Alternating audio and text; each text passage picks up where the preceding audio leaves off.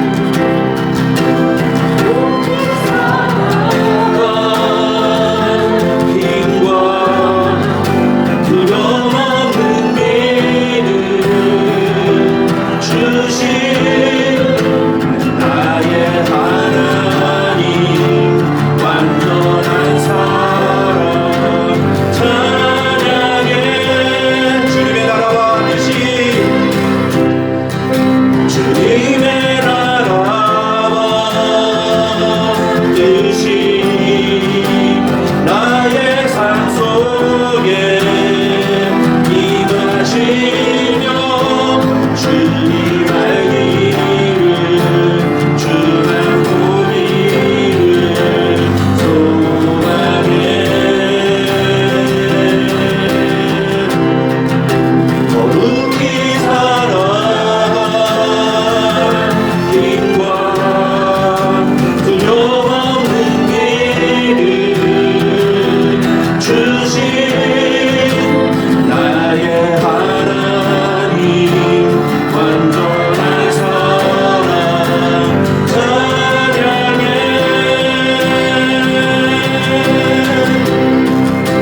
찬양하리 만군의 주 영원히 함께 하시네 존귀하신 사랑의 왕 영원히 통치하시네 찬양하리 찬양하리 만군의 주 영원히 함께 하시네 존귀하신 사랑의 왕 영원히 통치하시네 주님의 나라와 뜻이 나의 삶 속에 임하시며 주님 알기를 주만 보기를 소망해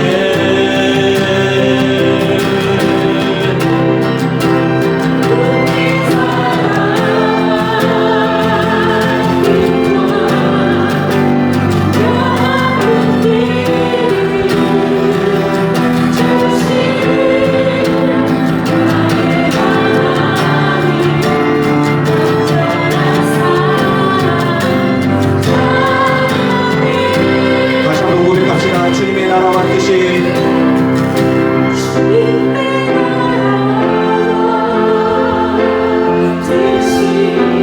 여러분이 찬양하십시오. 입술을 벌려 찬양하십시오. 이 찬양이 여러분의 신앙 고백이 되길 원합니다.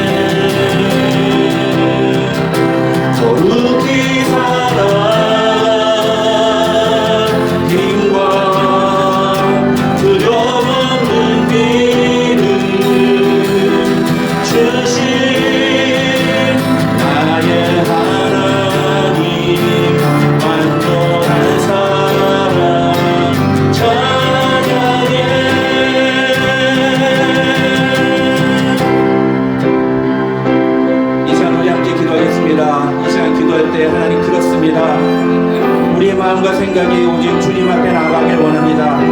주님이 아니면 우리를 만드실 분이 없고 주님이 아니면 우리를 회복시키실 분이 없음을 이 시간 고백하며 나아갑니다. 하나님, 오늘 우리가 주님 알기를, 주님 보기를 소망합니다.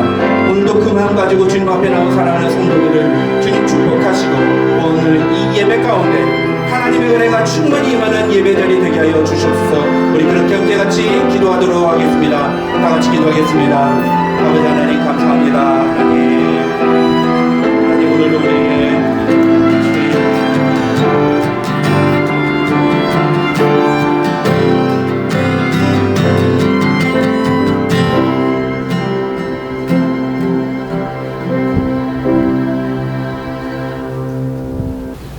다 같이 기도드리겠습니다. 십자가의 도가 멸망하는 자들에게는 미련한 것이요 구원을 얻는 우리에게는 하나님의 능력이라. 아멘.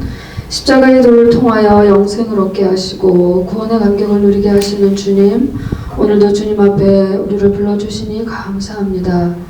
육신의 연약함으로 아직도 세상과 타협하고 있는 우리를 불쌍히 여기시고 회개의 영을 이 시간 허락하시어 주님 앞에 한 걸음 더 나아갈 수 있도록 도와주시옵소서. 주님, 이곳에 그리스도의 몸된 교회를 허락하여 주시니 감사합니다. 주의 몸된 교회를 통하여 주님의 사역이 확장되어지며 하나님의 이름이 알려지고 또 높여질 수 있도록 우리를 사용하여 주시옵소서. 세상이 알지 못하는, 그래서 믿지 않는 자들에게는 미련한 것일 수밖에 없는 십자가의 도를 전할 수 있도록 결단하게 도와주시고 세상이 감당할 수 없는 하나님의 지혜와 능력을 허락하여 주시옵소서. 우리가 더욱 기도와 전도 그리고 말씀을 알아가는 데 힘을 쓸 수 있도록 도와주시옵소서. 주님, 육신이 연약한 환우들을 위하여 기도합니다. 육신의 연약함이 십자가의 도를 의지함으로 말미암아 그 믿음이 더욱 강해지며 주님과 날마다 동행하는 복을 경험할 수 있도록 은혜를 부어 주시옵소서. 주님, 세상의 필요를 해결하기 위하여 우리에게 주신 직장과 사업장에서도 하나님의 청지기답게 지혜롭게 경영하고 매일의 삶에서 주님의 임재를 경험할 수 있도록 아버지 도와주시옵소서. 주님께서 선물로 주신 자녀를 말씀과 기도로 잘 양육하고 십자가의 도를 전달할 수 있도록 지혜를 허락하여 주시옵소서. 우리의 입술을 주장하시고 우리의 생각을 아버지 주장하여 주시옵소서. 저들이 언제 어디에 있든지 동행하시고 살피시고 인도하여 주실 줄 믿고 감사를 드립니다. 하나님, 이 시간 말씀을 듣습니다. 우리의 굳은 마음이 녹아지게 하시고 성령 하나님께 복종하며 나가기 원합니다. 아버지, 이 시간 우리 회중 가운데 주님 함께 하시고 우리의 생각, 우리의 모든 것 하나님 주장하여 주시옵소서. 맡겨드립니다. 이 시간도 말씀을 전하시는 목사님에게 힘과 지혜를 허락하여 주시옵소서. 감사하며 예수 그리스도 이름으로 기도합니다. 아멘.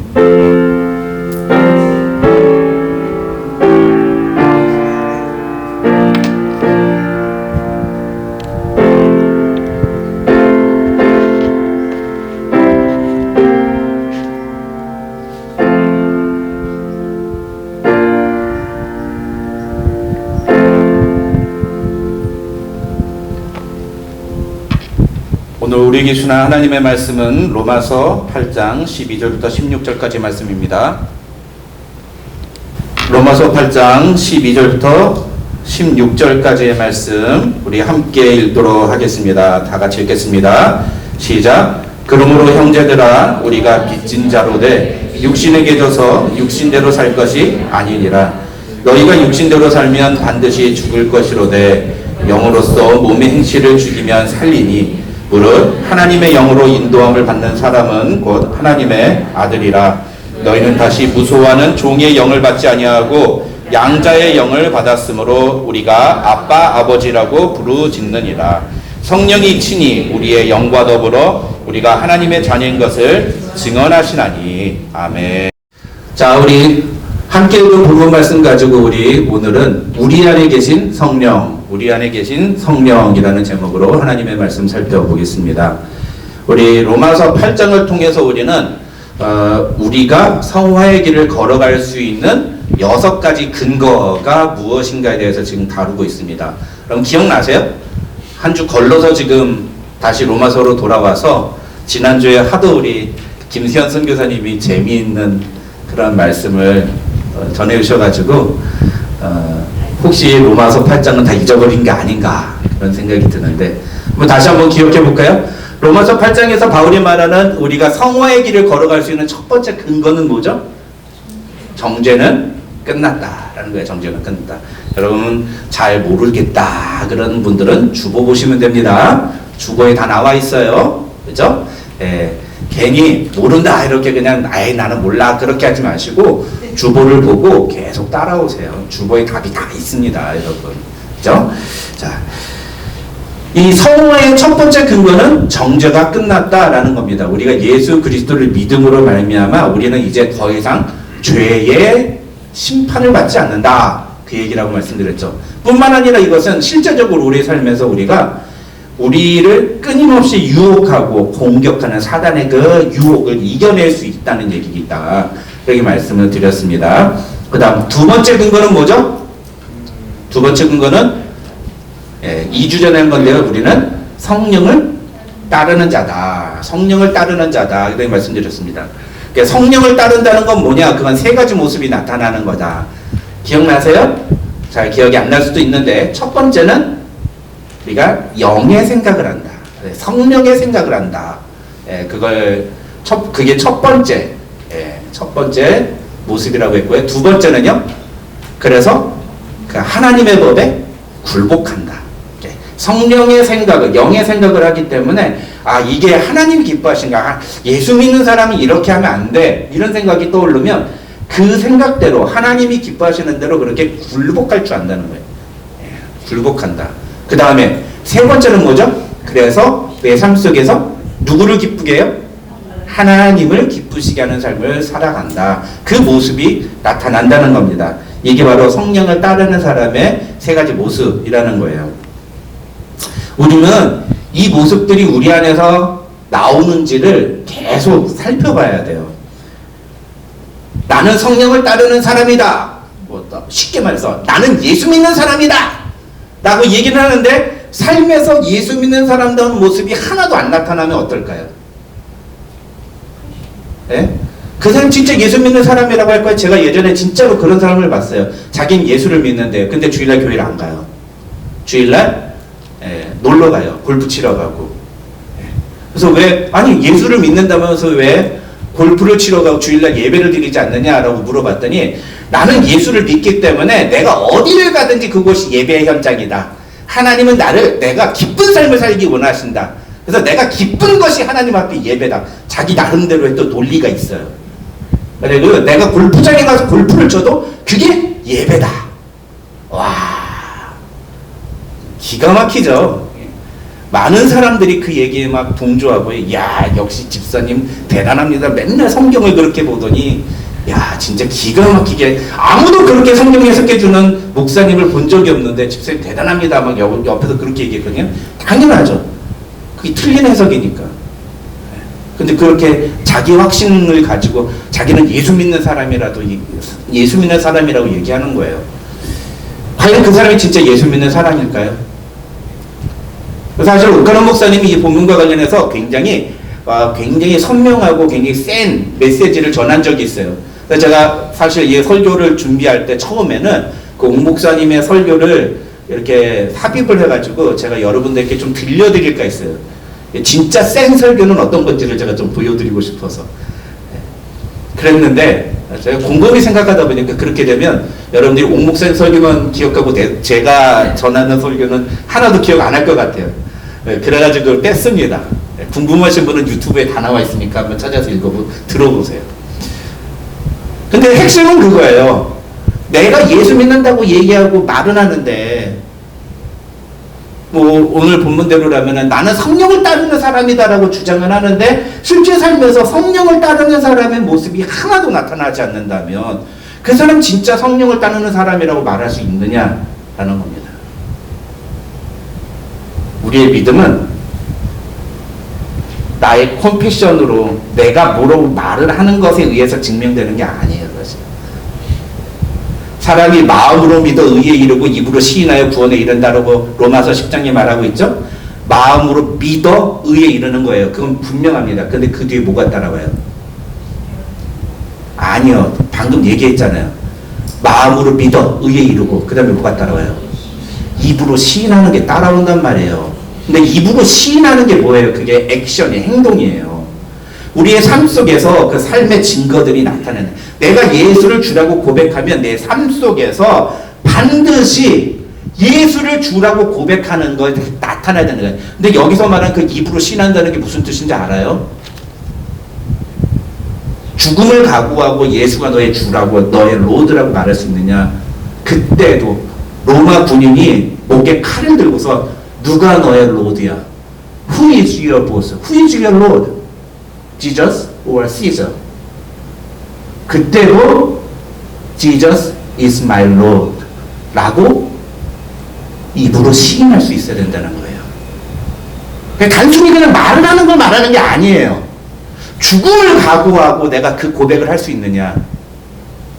그 정도면 우리의 일상의 삶 속에서 내가 예수를 믿는다고 말하는 행동이 반드시 뒤따라야 한다는 의미인 거죠. 근데 그 행동은 전혀 나타나지 않는데 말로만 내가 예수 믿는다, 난 교회 다닌다, 나는 예수 믿는다, 그러면서 난 천국 간다 이렇게 얘기하면 그 가짜다. 오카노 목사님 그렇게 얘기했어요. 그래가지고서는 이걸 받아들일 수 없는 교회 다니는 수많은 사람들이 오카노 목사님을 행위구원론자라고 이단으로 걸어버렸어요. 여러분 오해하지 마세요. 우리가 어떤 행동을 해야지 구원을 받는다는 얘기가 아니에요. 계속적으로 말씀드리지만 그건 성령이 우리 안에 계시기 때문에 나타나는 자연스러운 반응이라고요. 우리가 진짜 성령을 모시고 사는 사람이라면, 우리가 진짜 성령을 따르는 사람이라면 말만이 아니라 우리의 삶에서 행동으로 그 모습이 나타나게 되어 있다고요. 믿으십니까 여러분? 네? 믿으십니까? 이렇게 얘기하는 사람을 보신 적이 없을 거예요. 그동안 교회에서는 대부분 어떻게든 성도 여러분 힘들고 이민사회에서 참 힘들고 어려우시죠. 일주일에 한 번이라도 교회 나오셔서 하나님의 은혜를 많이 누리시고 여러분의 마음에 평안을 얻으시고 또다시 세상에 가셔서 힘든 이민생활 열심히 감당하세요. 이런 메시지만 들었지. 여러분의 삶에서 성령을 따르는 삶의 흔적들이 나타나지 않는 그건 예수 믿는 게 아니다. 여러분의 신앙을 송두리째 뒤흔드는 메시지를 듣고 그 말씀에 자기 자신을 비춰본 적이 있느냐 말이에요. 그러니까 이런 설교를 하는 거는 목사로서는 어떻게 보면 자살행위입니다. 자살행위. 웬만한 교회 가서 이런 설교하면은 쫓겨나기 딱 쉬운 설교예요. 그래서 저는 우리 교회가 너무 감사해요. 우리 교인들이 이런 메시지도 듣고 자기에게 주시는 메시지로 이해하고 받아들이시는 모습들이 너무너무 귀해져. 그게 너무너무 감사해요. 오늘 우리가 다루게 될 세 번째 근거는요, 사실은 그 두 번째 근거하고 거의 같은 말이에요. 두 번째 근거는 뭐였죠? 우리가 성령을 따르는 자다라고 했죠. 근데 세 번째 근거는 뭐냐면은 오늘 설교 제목이 뭐예요? 우리 안에 누가 계신다? 성령이 계신다라는 거예요. 우리 안에 성령님이 계신다. 그러니까 우리 안에 성령님이 계신다는 말이나 우리가 성령을 따른다는 말이나 어떻게 보면 똑같은 말이에요. 그렇죠? 성령이 우리 안에 계시지 않으면 우리는 성령을 따라갈 수가 없어요. 우리가 성령을 따른다는 것은 우리 안에 성령이 계신다는 겁니다. 그렇죠? 그러니까 사실은 같은 말인데 굉장히 이게 포인트가 달라요. 뭐가 다르냐? 어떤 면에서 다르냐면 우리가 성령을 따른다라고 할 때 초점은 포인트는 누구에게가 있어요? 우리에게가 있어요. 우리에게가 있어요. 그렇죠? 내가 무엇을 하느냐, 내 행동에 초점이 맞춰 있습니다. 그래서 우리가 성령을 따르는 세 가지 증거는 뭐예요? 첫째, 영의 생각을 하고, 둘째, 하나님의 법에 굴복하고, 셋째, 하나님을 기쁘시게 하는 삶을 살아가는. 그것 다 누가 하는 거예요? 내가 하는 거예요. 내가 하는 겁니다. 그럼 그렇죠? 그런데 우리 안에 성령님이 계신다라고 하면 그거 누가 계시는 거예요? 내가 성령님을 초청한다고 해서 오시는 게 아니에요. 성령님이 오시는 겁니다. 이런 걸 가르쳐서 우리 조직신학에서 옛날에 우리 그 오경복 목사님 켈빈주의 5대 강령 가르치셨죠. Unresistible Grace. 불가항력적인 은혜. 정할 수 없는 거예요. 성령이 우리 안에 들어오시는 거. 우리가 하나님의 은혜로 선택돼서 구원받는 것은요, 내가 저항해서, 성령님 오늘은 오지 마세요, 이런다고 해서 하는 게 아니라, 하나님의 주권적인 선택에 의해서 우리에게 주어지는 은혜라는 거죠. 그 얘기는 뒤집어서 얘기하면, 구원받은 것은 누구의 공로가 아니다? 나의 공로가 아니다. 내 능력으로, 내가 노력해서, 내가 선택해서 구원받은 게 아니라, 하나님이 나에게 은혜를 주시고 나를 중생으로 선택하셔서 나에게 성령을 주셨기 때문에 내가 구원받은 것이라는 거예요. 그러니까 성령이 내 안에 계신다는 건 내 어떠한 노력이 하나도 들어가 있지 않는 오직 성령 하나님께서 우리에게 들어오신 사건을 말하는 거예요. 그렇다면 성령님이 우리 안에서 무엇을 하시는가? 여기 사실은요, 이 푸누마톨로지라고 하는 성령론의 굉장히 중요한 주제입니다. 성령님이 도대체 무엇을 하시는가?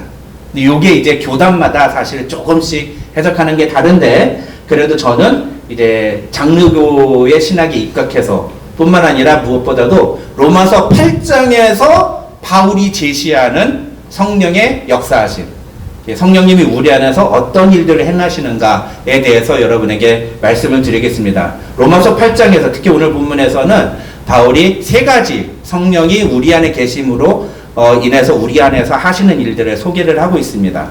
첫 번째는 무엇이냐? 14절을 보시면 바울은 성령님이 우리를 인도하신다, 그렇게 소개를 합니다. 우리 다 같이 14절 말씀 같이 읽겠습니다. 시작. 무릇 하나님의 영으로 인도함을 받는 사람은 곧 하나님의 아들이라. 여기서 뭐라 그래요? 무릇 하나님의 영으로 인도함을 받는다. 인도함을 받는다. 하나님이 인도하시는 대로 인도하시는 것을 경험하는 사람은 하나님의 아들이라는 거예요. 그러니까 성령님은 우리 안에서 무엇을 하세요? 우리를 인도하신다. 우리를 He made us. He lead us. 우리를 인도하시는 분이세요. 이 성경에서 하나님이 우리를 인도하시는, 성령님이 우리를 인도하시는 것을 모형으로 보여준 게 있어요. 그림으로 보여준 게. 그게 뭐냐면은 출애굽기. 특히 출애굽기 어디냐 하면은 출애굽한 후에, 애굽을 나온 후에 광야를 지나갈 때 하나님께서 이스라엘 백성들을 인도하시는데 어떻게 인도하세요? 구름 기둥과 불 기둥으로 인도하세요. 낮에는 구름 기둥으로, 밤에는 불 기둥으로 인도하십니다. 그래서 이 구름 기둥과 불 기둥이 사실은 두 개가 아니고 하나예요. 구름 기둥인데 그 구름 기둥에 밤에는 거기서 불이 나는 거예요. 그래서 그게 불 기둥처럼 보이는 거죠. 그런데 어쨌든 그 구름 기둥과 불 기둥이 앞으로 전진하면 이스라엘 백성은 따라가야 되고, 계속 머물러 있으면 그 자리에서 텐트 치고 계속 거주하고 있어야 되는 거예요. 네. 그래서 이 출애굽기에 나오는 구름 기둥과 불 기둥은 하나님께서 그의 백성들을 인도하신다는 것을 모형으로, 그림으로 보여주는 아주 대표적인 사례라고 할 수가 있습니다. 성령님도 마찬가지예요. 성령도 우리 안에서 구름 기둥과 불 기둥처럼 우리를 인도하시는데, 중요한 건 무엇이냐면요, 성령님은 인격적인 분이라는 거예요. 지난주에 우리 선교사님께서도 그 부분에 대해서 되게 막 말씀을 많이 해주셨는데, 그러면 인격적이라는 게 뭐예요? 인격적이라는 건 강제하지 않는다는 거예요. 성령님은 우리를 매니플레이트 하지 않아요. 우리를 조종하지 않으세요. 마치 꼭두각시 인형처럼 우리를 이렇게 조종하시는 분이 아니세요. 성령님은 우리를 인도하시는 분이세요. 이 매니플레이트 하는 것과 인도하는 것의 차이를 여러분 아십니까? 네? 정확하게 이해하세요? 뭐가 다를까요? 조종하는 건 내 의지가 없어요. 내 의지와 상관없이 움직이는 거예요. 이렇게 조종하는 대로 움직이는 거죠. 인도하시는 건요, 내 의지를 기다리세요. 내 의지의 반응을 기다리시는 겁니다. 하나님은 우리의 마음속에 우리가 어디로 가야 될지, 무엇을 해야 될지를 가르쳐 주시고 우리를 인도하세요. 그래서 그것을 보여주시면서 우리가 의지를 사용해서 그 뜻대로 순종하기를 원하십니다. 그게 하나님의 인도하심이에요. 한 번도 가보지 않은 길을 갈 때 옛날에는 지도 들고 갔지만 지금은 뭐예요 다들? 네, 내비, GPS 내비 찍잖아요. 그러면 갈 때 전방 500m, 1피트 앞에서 우회전하십시오. 이렇게 얘기한단 말이에요. 그렇죠? 그러면 그렇게 가면은 어때요? 목적지에 도착하는 거예요. 그런데 어때요? 꼭 운전하시는 분들 중에 전방 1피트 앞에서 1피트가 아니라 10피트 앞에서 우회전하십시오 그러는데 아니야 나는 직진할 거야. 이제 직진하는 사람이 있어요. 성령님께서 우리 안에서 말씀을 하시는데 얘야 하나님 기뻐하시는 건 이런 거란다? 라고 말씀하시는데 싫어요. 나는 이렇게 할 거야. 하는 사람이 있어요. 예성아 공부해야 돼 공부.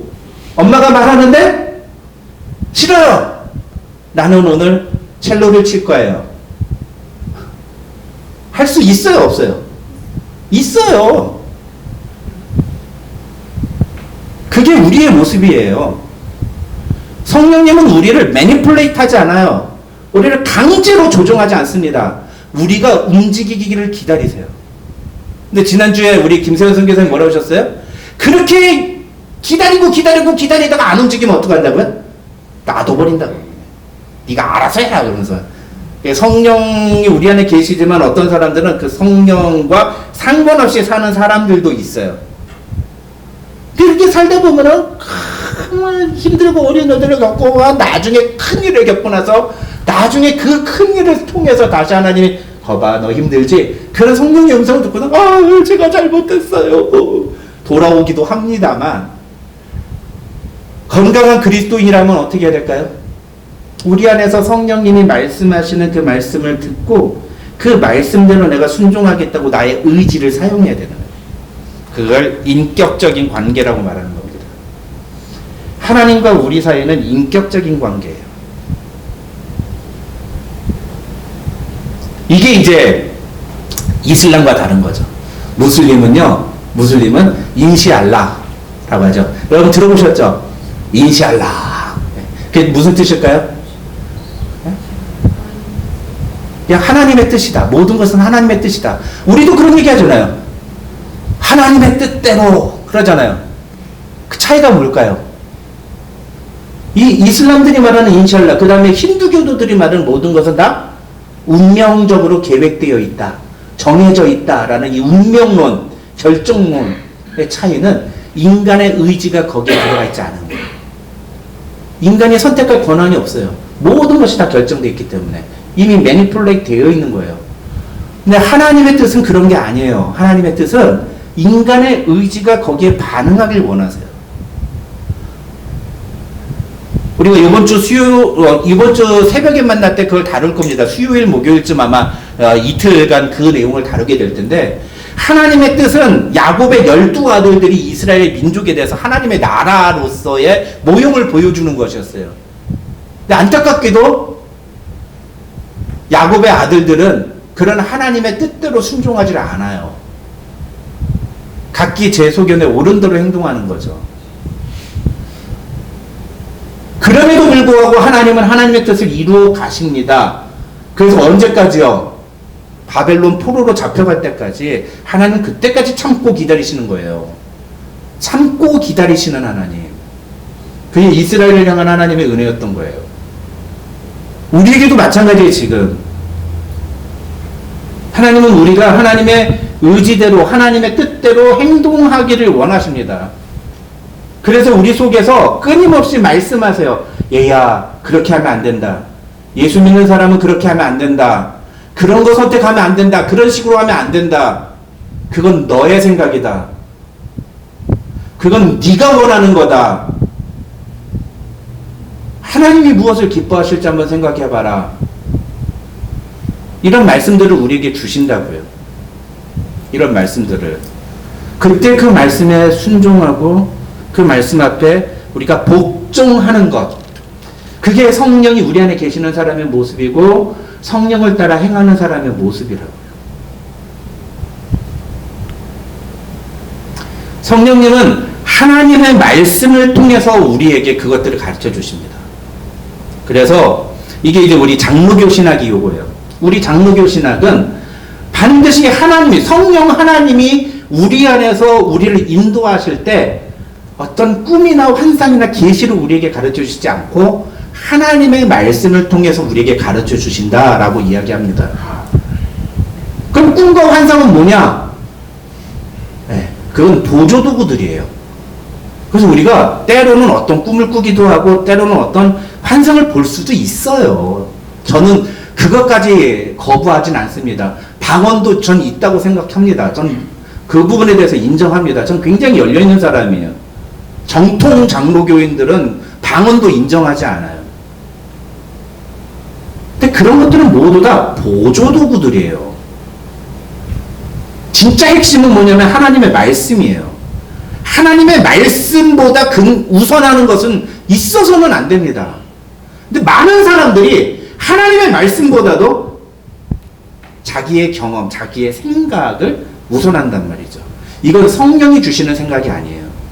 그래서 우리가 정말 조심해야 되는 게 뭐냐면은 내 머릿속으로 떠오르는 생각을 성령께서 내게 주시는 음성이라고 착각하는 거. 이거 하면 안 되는 겁니다.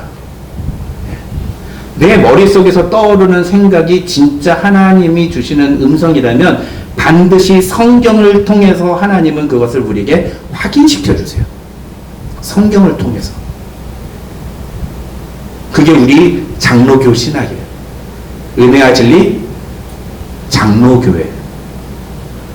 적어도 우리가 장로교 신학을 장로교회라고 부르려면 그런 신학을 알고 믿어야죠. 아니 이게 나는 이거 우리는 이거 거부한다. 그러면 이거 장로라는 이름을 떼야 돼요. 장로교회라는 이름을 떼야 됩니다. 이렇게 다른 거예요. 반면에 어떤 교단은 그렇게 보지 않는 경우도 있죠. 심지어는요, 천주교회는 성경보다도 뭐의 권위를 더 높게 두는 줄 아세요? 그 성경을 해석하는 교황의 해석을 더 성경 자체보다도 높게 둬요. 성경이 뭐라고 말하느냐보다 그것을 교황이 어떻게 해석하느냐가 더 중요하다라고 얘기한다고요.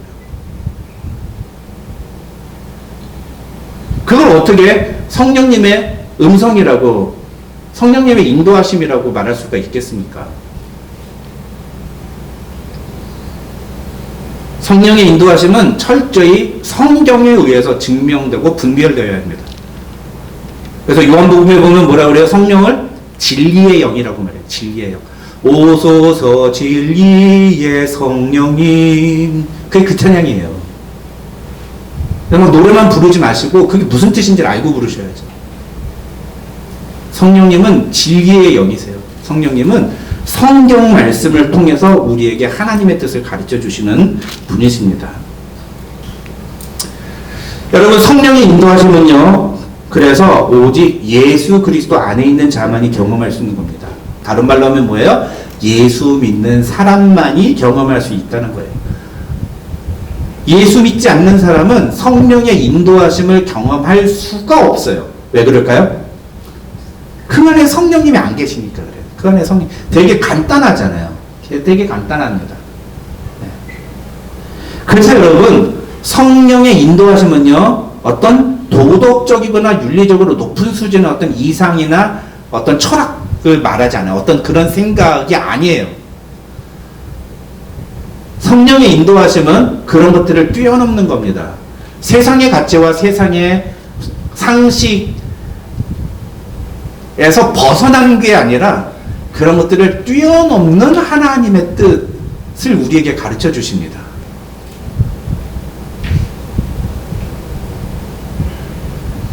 인간은 얼마든지 자신이 인간으로서 갖고 있는 그 본성에 의해서 선한 것을 추구하며 살 수 있고 선한 삶을 살아갈 능력이 있습니다.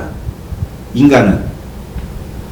물론 완벽하게 선을 추구할 수 있는 사람은 아무도 없지만, 그래서 우리가 어떤 사람은 참 저 사람은 법 없이도 살 수 있는 사람이야 라고 얘기하죠. 그런 걸 성령의 인도하심이라고 말하면 안 돼요. 성령의 인도하심은 그런 것들과는 다른 겁니다. 성령의 인도하심은 철저히 하나님의 뜻과 상관이 있는 거예요. 세상에서 선하게 살고 도덕적으로 흠이 없이 살아갈 수 있지만 그런 걸 성령의 인도하심을 따라 살아간다고 말하지 않는다는 거죠. 그걸 같은 의미로 어떻게 설명할 수 있냐면 교회 안에 성도들, 우리가 교인들을 성도라고 부르잖아요.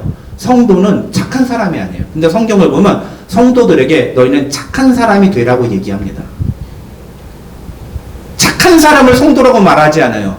근데 성도는 착한 사람이 되어야 한다라고 얘기해요. 왜 그럴까요? 이게 뭐가 다른 거죠? 이 세상에 착한 사람이 모두 다 성도는 아니에요.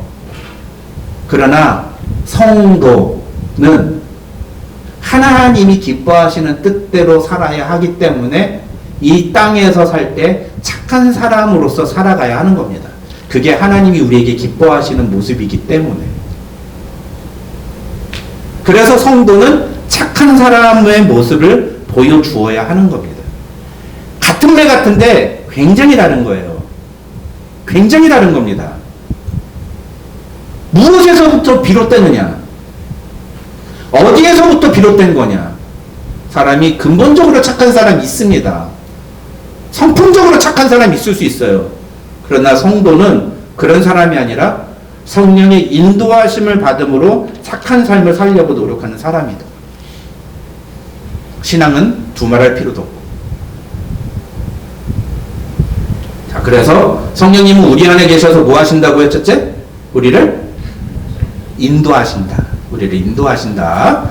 자, 두 번째는 16절입니다. 16절을 다 같이 한번 읽어볼까요? 시작. 성령이 친히 우리의 영과 더불어 우리가 하나님의 자녀인 것을 증언하시나니 라고 하죠.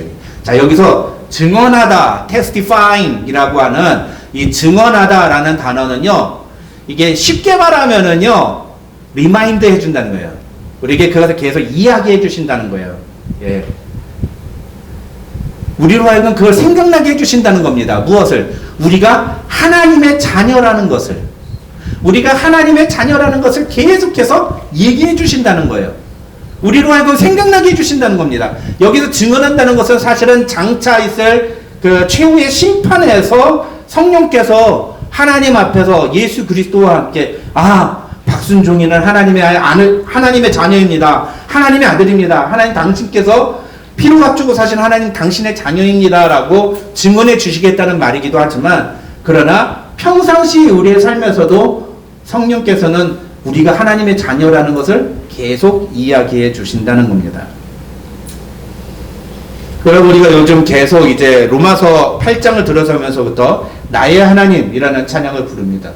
근데 나의 하나님의 첫 시작은 어떻게 되냐면은, 나의 사랑 너는 어여쁘고 참 귀하다. 너는 보석보다 귀하다. 네가 사랑스럽지 않을 때 너를 온전히 사랑하고 너와 함께하러 내가 왔노라 라는 가사로 시작됩니다. 이 가사가 바로 우리 안에 계신 성령님께서 우리에게 말씀하시는 내용이에요. 아버지 하나님이 우리에게 말씀하시는, 우리가 누구인지를 각인시켜주고 다시 리마인드 시켜주시는 그 내용이란 말이죠. 여러분, 근데 이 말씀이 얼마나 놀라운 선언인 줄 아십니까? 예수님이 왜 십자가에 달려 죽으셨죠? 그렇게 얘기하면 뭐라 그래요? 우리의 죄를 위해서. 그렇죠? 예, 그게 틀린 말은 아닌데, 당시에 예수님이 살아계실 당시에 예수님이 이 십자가에 달려 죽었던 정확한 죄명은 뭐냐면 신성모독이에요. 신성모독. 어떤 신성모독일까요? 네, 자기와 하나님이 하나다 라고 얘기했어요. 뿐만 아니라 하나님을 뭐라고 했어요? 아버지다. 아버지와 나는 하나이다 이렇게 얘기했어요. 그게 신성모독죄에 걸리는 거예요. 유대교는요, 하나님을 아버지라고 부르지 못합니다. 어떻게 그 거룩하신 하나님이 나와 같은 인간을 아들로 삼을 수 있습니까? 하나님과 우리 인간은 아버지와 아들의 관계가 아니라 주종 관계예요. 나의 하나님 되시고 나는 그분의 백성이다. 겨우 이 정도까지란 말이죠. 그런데 예수님이 오셔서 복음을 선포하신 후에 놀라운 사건이 벌어졌습니다. 그래서 요한복음 1장 12절에서 뭐라고 그래요? 사도 요한이 뭐라니까 다 같이 요한복음 1장 12절 시작. 영접하는 자 곧 그 이름을 믿는 자들에게는 하나님의 자녀가 되는 권세를 주셨으니, 우리가 하나님의 자녀가 됐다는 거예요. 우리가 예수를 영접하는 순간, 예수님이 나의 구주라고 영접하는 순간 우리가 하나님의 자녀가 되는 놀라운 사건이 우리에게 벌어졌다는 겁니다. 그래서 우리는 예수 안에 있을 때, 성령님이 우리 안에 계실 때 우리가 하나님을 뭐라고 부를 수 있어요? 아버지라고 부를 수 있는 거예요. 그랬는데 이게 참 묘한 게, 우리가 아버지하고의 관계가 뒤틀어진 사람들 있잖아요. 그런 사람들은요, 하나님을 아버지라고 부르는 것에 있어서 주저합니다. 왜? 아버지에 대한 상처, 아버지에 대한 쓴뿌리, 아픔들이 있기 때문에 하나님을 아버지라고 했을 때 인간의 육신의 아버지가 주는 그 이미지가 남아있어서 하나님과 올바른 관계를 맺지 못하는 경우들이 많아요. 그래서 여러분, 여기 아버지 되시는 분들, 저를 포함해서 두렵고 떨림으로 아버지의 역할을 감당하셔야 돼요. 내 모습이 우리 아이들에게 하나님을 보여줍니다. 내 모습을 통해 우리 아이들이 하나님과의 관계가 결정된다고 생각해 보세요.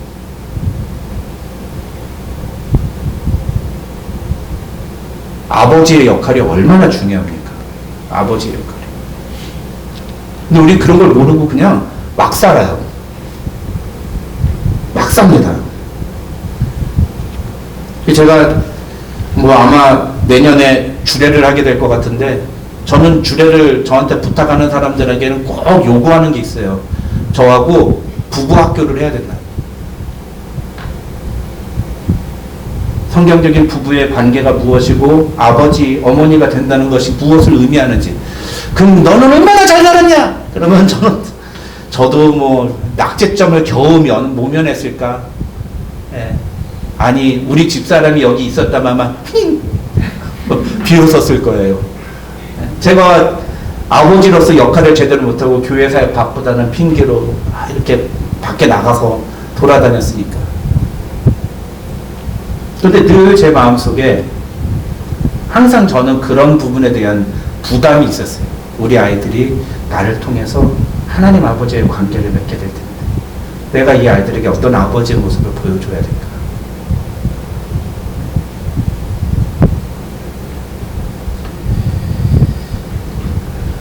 반대로 뒤집어서 생각해 보면은 우리가 하나님의 자녀라고 얘기는 하는데, 솔직히 여러분이 진짜 여러분이 하나님의 자녀라는 사실에 대해서 자신만만하십니까? 예? 만약에 여러분이 이 부분에 있어서 저는 그렇습니다! 라고 얘기하면 그 교만을 회개하셔야 돼요. 진짜. 그건 확신이 아니라 그건 자기 오만이에요. 왜냐하면 우리가 진짜로 우리 자신의 모습을 돌이켜보면 솔직한 얘기로 우리는 전혀 하나님의 자녀답지 못한 모습을 보여줄 때가 너무너무 많거든요. 근데 이 자녀라는 게 뭐예요? 되게 웃긴 게 내 행동과 상관없이 주어지는 관계거든요. 내가 선택한 게 아니에요. 아버지와 어머니가 둘이 사랑해가지고서는 그래가지고 나온 부산물일 뿐이지. 그렇잖아요? 그러니까 내가 당신의 자녀가 된 게 내 뜻에 의해서 결정된 게 아니에요. 그렇죠? 그래서 자녀는요 되게 당당해요. 내가 원해서 한 게 아니잖아. 내가 아버지 엄마 내가 선택한 게 아니잖아. 아버지 어머니가 나를 자녀로 낳아줬잖아.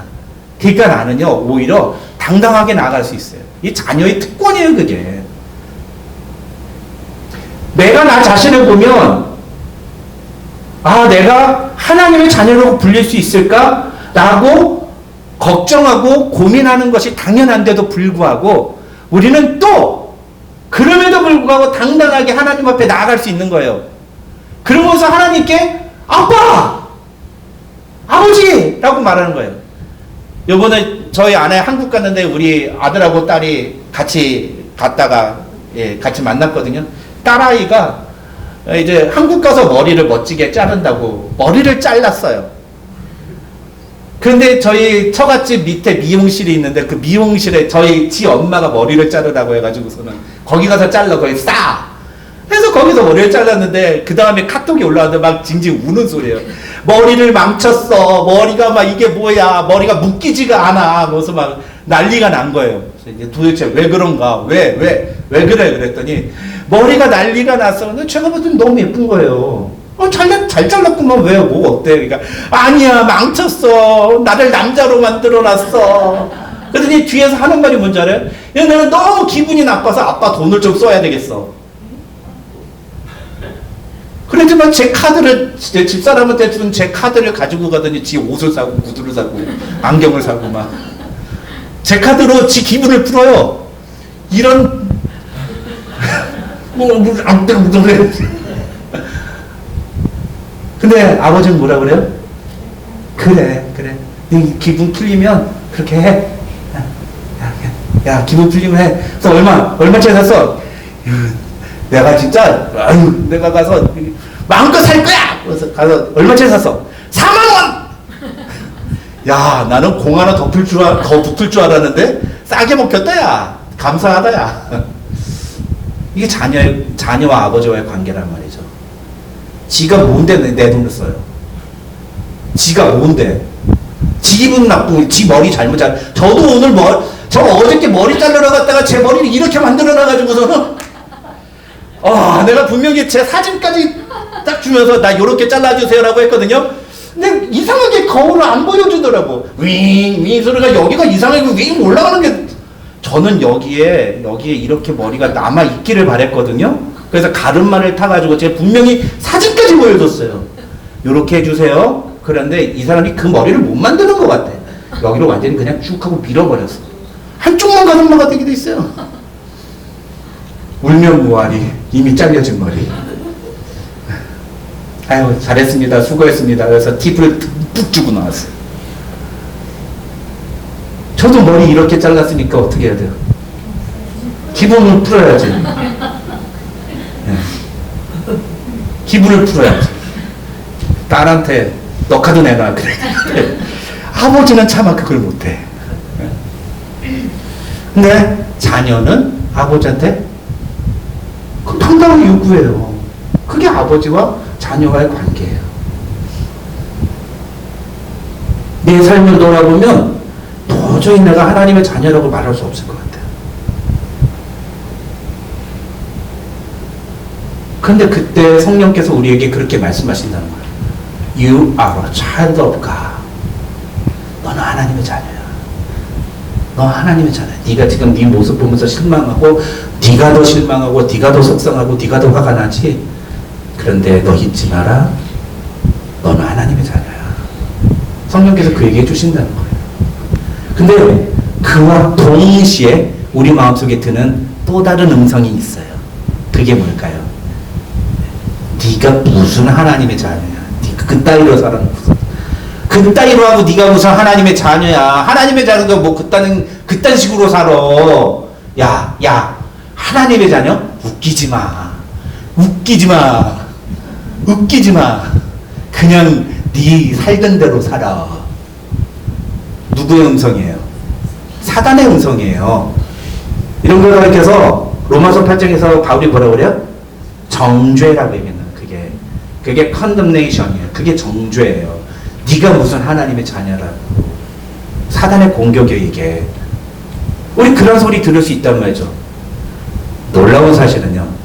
구원받은 사람, 성령을 모시고 사는 사람은 이 성령의 음성과 사단의 음성을 다 들어요. 근데 성령을 모시고 살지 않으면 뭐만 들어요? 사단의 음성만 듣는 거예요. 사단의 음성만.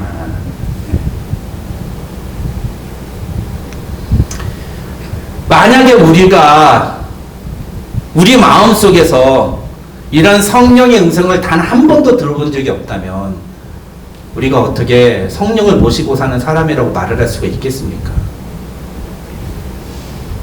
사랑하는 성도 여러분, 저와 여러분이 이 땅을 살아가면서 우리 안에 계시는 성령님이 우리에게 말씀하시는 것들을 듣는 그런 성도들이 되시기를 주님의 이름으로 축원합니다.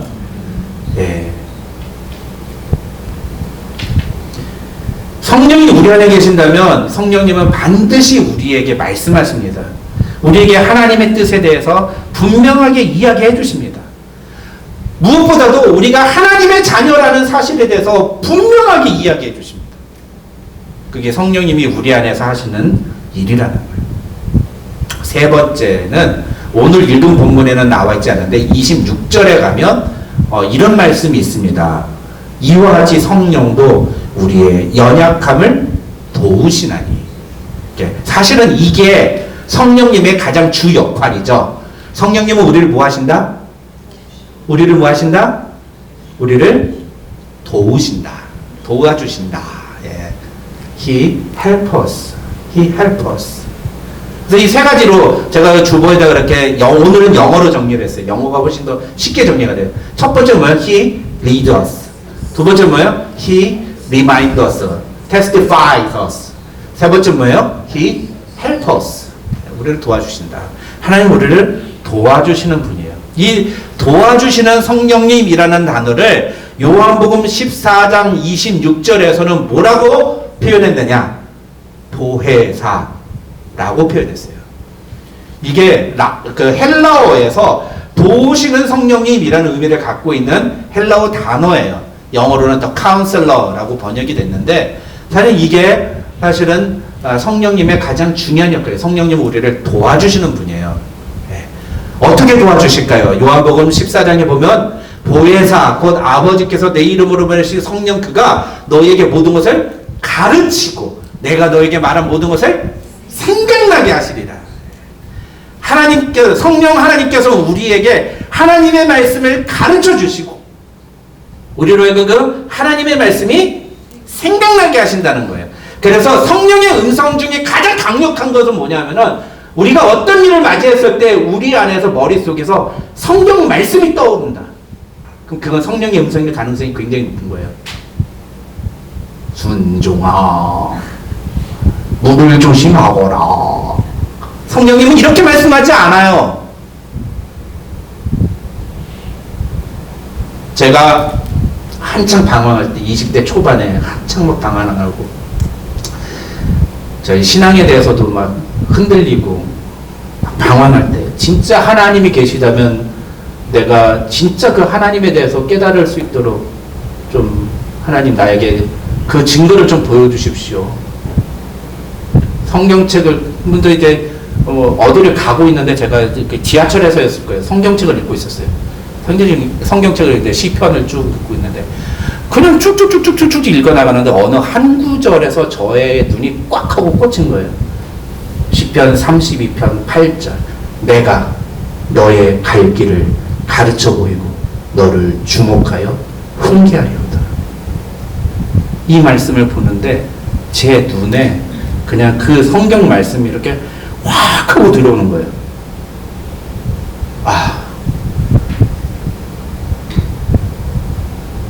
내가 무엇을 해야 될지 모르고 내가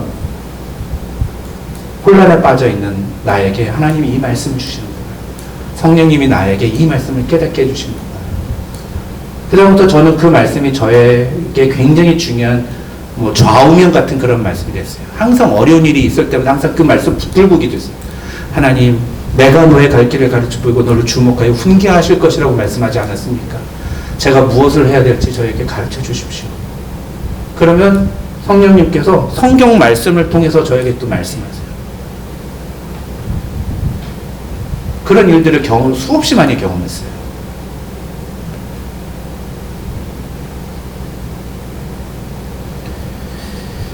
보혜사라는 말은요, 두 가지 의미가 있어요.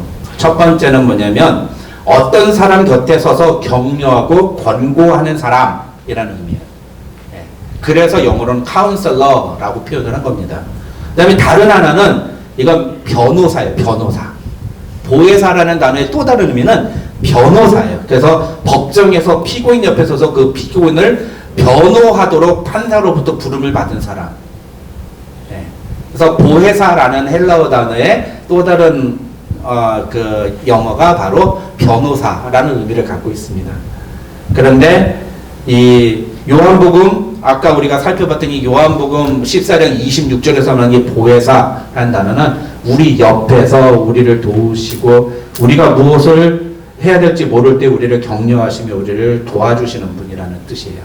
근데 이거는 뭐 모든 상황에서 그렇다는 뜻이 아닙니다. 이것은 일반적인 상황을 의미하는 게 아니라 우리가 정말 말할 수 없는 절망과 좌절을 통해서 무엇을 해야 될지 모를 때 어떻게 해야 될지 모를 때 그래서 나중에 우리가 다시 이 26절을 살펴보겠습니다만 성령님께서 우리를 도우신다라고 할 때 어떻게 우리를 도우시냐 우리가 마땅히 기도할 바를 알지 못하나 성령께서 우리를 위해 대신 기도해 주신다.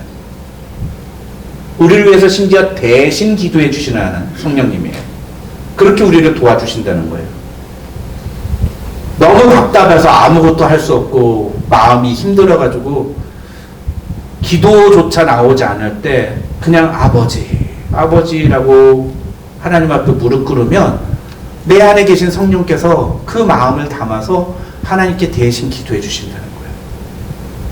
얼마나 위로가 됩니까? 이 성령 하나님을 경험하며 살아가는 성도들이 되시기를 주님의 이름으로 축원합니다. 정말 힘들 때 누가 나를 위해서 기도해 주죠? 그럼 그 얼마나 큰 힘이 되는지 몰라요.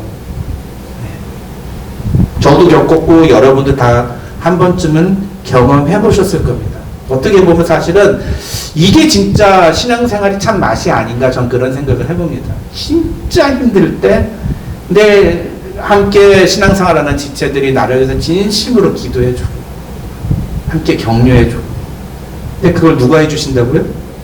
성령님이 해주신대요. 성령님이. 오늘날 교회는요 점점 이것을 잃어가고 있어요. 다른 사람을 위해 기도하는 일이 점점 약해지고 있습니다. 기도하라고 그러면 기도 시간이 짧아요. 깊이 있게 기도하는데 그렇게 들어가지 못합니다. 옛날처럼 그렇게 기도가 이렇게 힘을 얻어가지고 그래서 제가 물론 이제 우리 아이들이 찬양을 할 때 이 아이들이 예배도 경험 안 해봤지 뭐 예배 반주도 경험 안 해봤지 다 이렇게 이제 다 초짜잖아요. 아마추어들이에요. 그러니까 다 이해합니다. 근데 진짜 찬양과 예배를 경험해보고 그 찬양과 그 기도의 자리에 나가서 그 함께 오랫동안 기도를 하다 보면요 그 기도 시간에 들리는 뭐라고 말로 형언할 수 없는 그 감동이 있어요. 그리고 힘이 있어요. 기도에. 그래서 어느 교회든지 가서 기도하는 소리 들어보면 이 교회는 진짜 힘이 있구나. 영적인 파워가 있구나. 그런 게 느껴지는데 어떤 교회는 가면 메가리가 없어요. 기도할 때. 그리고 그런 교회들은 대부분 가면 아무것도 안 해요. 그렇게 메가리 없는 교회들은. 그래서 제가 찬양하고 기도할 때 여러분 힘있게 하셔야 된다는 얘기가 그거예요. 그 교회의 찬양 소리, 그 교회의 기도 소리 들으면 이 교회는 얼마나 그 힘이 있는가를 볼 수 있습니다.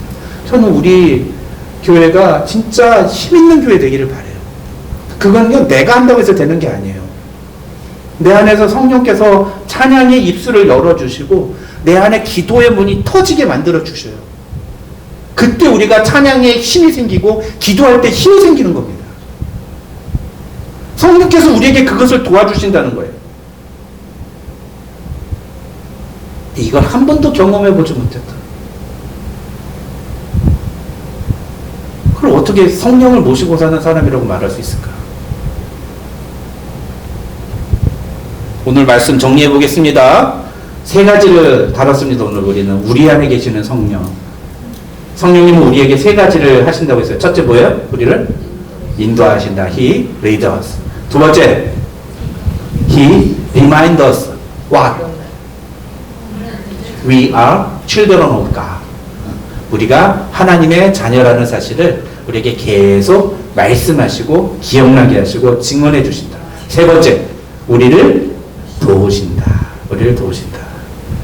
여러분 그런 점에서요 시간이 많이 지났지만 성경 말씀 세 구절만 좀 찾아서 같이 읽어보겠습니다. 이따 소그룹 시간에 이거 다시 한번 여러분께서 찾아서 읽으셔야 되는데 소그룹 성경 공부 안 하시고 가시는 분들이 계셔가지고 그래서 설교 시간에 좀 더 넣습니다.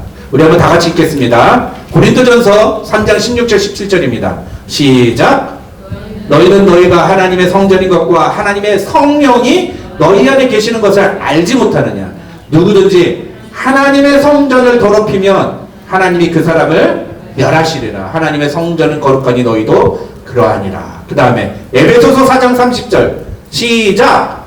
하나님의 성령을 근심하게 하지 말라. 그 안에서 너희가 구원의 날까지 인치심을 받았느니라. 마지막 데살로니가 전서 5장 19절 시작. 성령을 소멸하지 말며. 여러분 지금 우리가 읽었던 이 세 가지 구절들이 무엇을 의미하는 걸까요?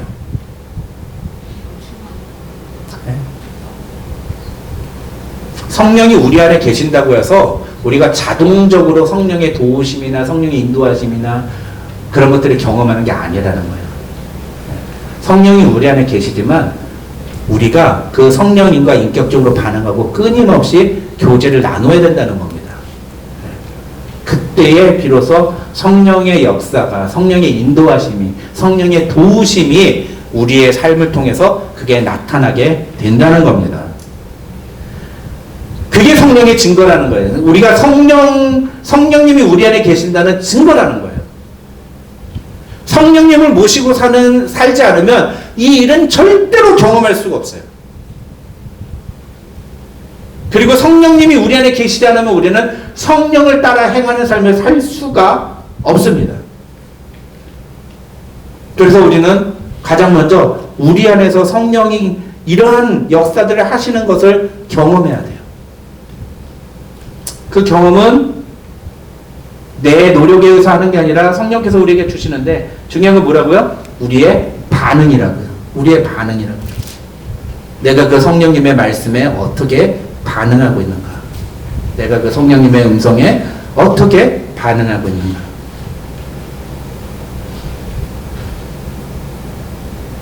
우리의 결단과 우리의 행동이 뒤따라야 합니다. 우리는 약하지만 성령은 강하세요. 그래서 성령의 인도하심대로 따라가기만 하면 우리는 반드시 사탄의 공격을 이길 수 있습니다. 그것이 로마서 8장에서 바울이 이야기하는 거예요. 그러니까 더 이상 육신이 연약하여 할 수 없었다 뭐 이런 변명하지 말라는 거예요. 물론 우리 육신이 연약할 수 있고 그렇게 질 수 있습니다. 그런데 우리가 하나님이 기뻐하시는 대로 따르기로 결단하면 얼마든지 이길 수 있다는 거예요. 성령님은 우리에게 그것을 얼마든지 도와주시는 분이라는 사실을 그럼 믿으시기 바랍니다. 네, 성령님은 우리 안에 계십니다. 믿습니까? 믿습니까? 성령님 우리 안에 계십니다. 네, 그 성령님의 인도하심대로 도우심대로 우리가 날마다 순종하며 살아가는 저와 여러분이 되시기를 주님의 이름으로 축원합니다. 기도하겠습니다.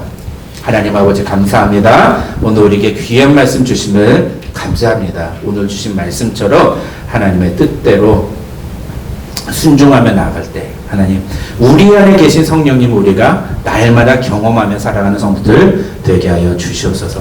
우리가 무엇이기에 우리에게 성령님을 보내주십니까? 하나님 그것이 얼마나 큰 은혜인지 우리가 다시 한번 깨닫고 이제 우리 안에서 우리로 하여금 너는 하나님의 자녀야 라고 말씀해 주시는 성령님의 음성을 따라 순종하며 살기로 결단하는 우리 모두 되게 하여 주시옵소서. 예수님의 이름으로 기도드립니다. 아멘.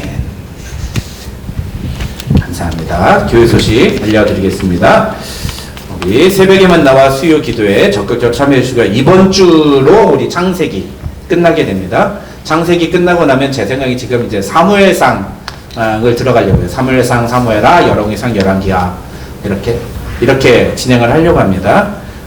사실은 제가 2년 전에 우리 교회 처음 부임했을 때 사무엘상 했던 부분인데 다시 또 그때 빠뜨렸던 장들까지 다시 다 다루면서 이 사무엘상은 사무엘상, 사무엘하, 열왕기상, 열왕기하는 하나님을 나의 주로 고백하는 사람들의 삶의 모습이 어떠해야 하는지를 보여주는 거예요. 그리고 그 일에 실패했던 이스라엘 백성들의 모습을 우리에게 보여줍니다.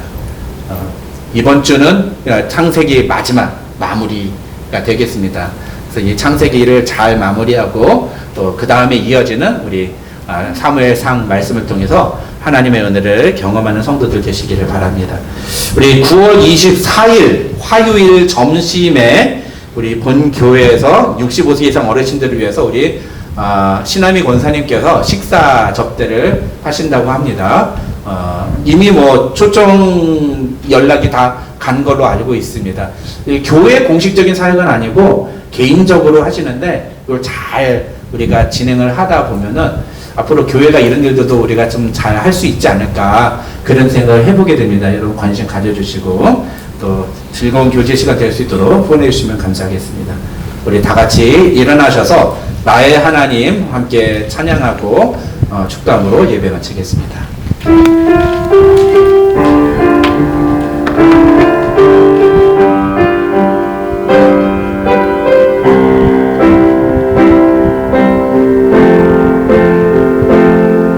나의 사랑 너는 어여쁘고 참귀하다 너는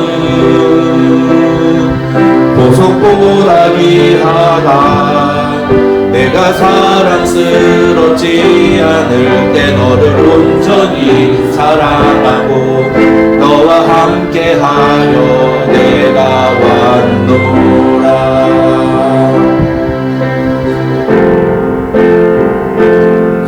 주의 사랑 이 사랑은 결코 변치 않아 모든 계절도 울부시네 푸른 마르고 꽃은 시드나 주의 말씀은 신실해 실수가 없으신 주만 바라라 주님의 나라와 뜻이 나의 삶 속에 임하시며 주님 알기를 주만 보기를 소망해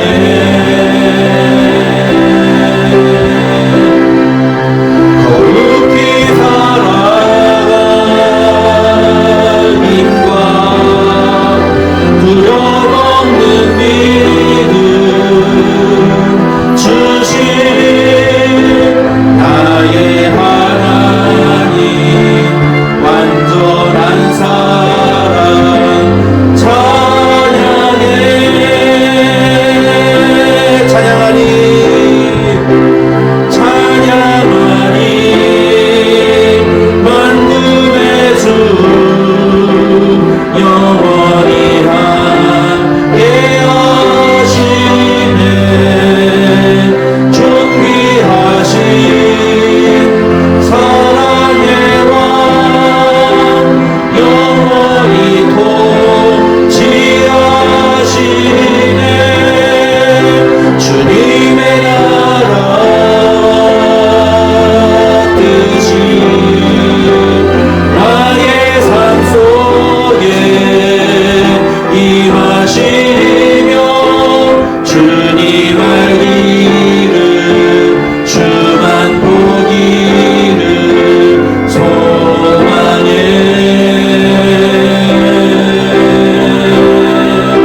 거룩히 살아갈 힘과 두려움 없는 믿음 주신 나의 하나님 완전한 사랑 찬양해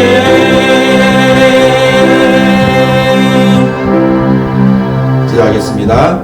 하나님 감사합니다. 오늘도 우리에게 귀한 예배 자리 허락해 주시고 우리의 삶의 주인 되신 주님을 찬양하며 오늘도 예수를 나의 구주로 고백하며 살기를 소망하는 사랑하는 성도들이 주님 앞에 예물을 드렸습니다. 이 예물 기쁘게 받아주시고 이 예물을 통하여 예수는 나의 주인이라고 고백하였으니 그 믿음대로 역사하시사 우리 성도들의 삶 가운데 하나님이 우리의 아버지 되심을, 우리의 주인 되심을 선명하게 보여주시옵소서. 재물 때문에 고통당하는 이 없도록 도와주시고, 건강의 문제로 고통 중에 있는 지체에 있다면 하나님 그 모든 고통과 아픔을 주님께서 치유하여 주시고, 관계의 문제로 어려움 겪고 있는 지체에 있다면 하나님께서 회복의 은혜를 허락하여 주시기를 간절히 소망합니다.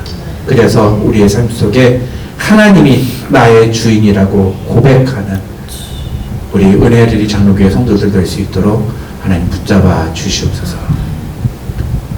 지금은 우리 구주 예수 그리스도의 한이없으신 은혜와 우리 아버지 하나님의 만극하신 사랑과 성령님의 감동, 감화, 교통 충만하신 은혜가 너희 우리 가운데 함께 있을지어다. 아멘.